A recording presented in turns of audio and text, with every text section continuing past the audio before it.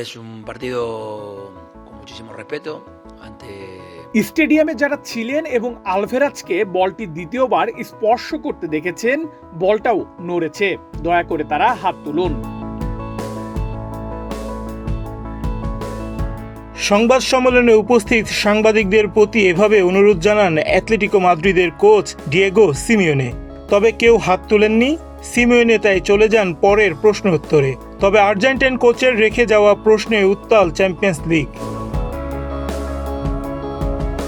Madrid ডার্বির ট্রাইবেকে থেকে বিতর্কের শুরু। সংবাদ সম্মেলনেও ছিল এর রেশ।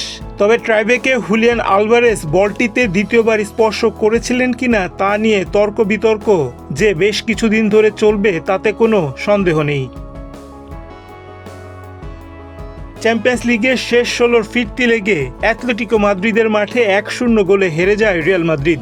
দুই লেগ মিলিয়ে 2-2 গোলে দুদল সমতা থাকায় ম্যাচ গড়ায় অতিরিক্ত সময়ে। তবে অতিরিক্ত সময়ে জয় পরাজয় নির্ধারিত না হওয়ায় ট্রাইবেকে যেতে হয় দুই প্রতিবেশী দলকে। এতে 4-2 গোলে জিতে কোয়ার্টার ফাইনালে উঠেছে রিয়াল মাদ্রিদ।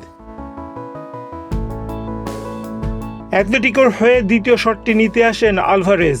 লক্ষ্যভেদ করলেও শটটি নেওয়ার সময় নিয়ম লঙ্ঘন করেন তিনি। শটটি নেওয়ার সময় আলভারেজের বাঁ পা একটু পিছলে গিয়েছিল।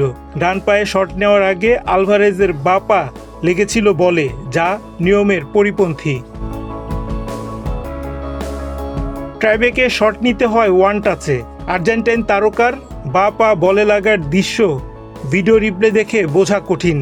বল নড়েছিল কিনা সেটাও স্পষ্টভাবে বোঝাও কষ্টকর। সামাজিক যোগাযোগ মাধ্যমে ছড়িয়ে পড়া কিছু ভিডিওতে দেখা গেছে আলভারেজের ডান পা বলে আঘাত হানার প্রায় সামান্য আগে তার বাঁ পায়ের স্পর্শে বলটা একদমই হালকাভাবে একটু নড়েছে।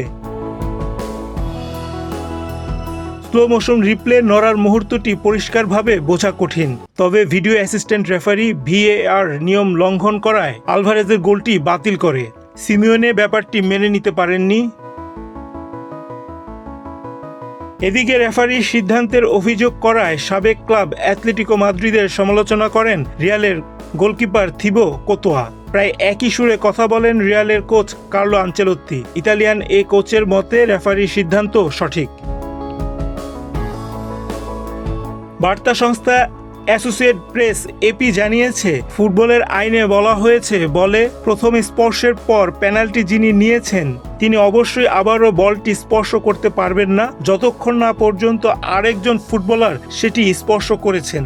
এ নিয়মে বাতিল হয় আলভারেজের গোল। রায়হান রাসেল, বাংলাদেশ প্রতিদিন।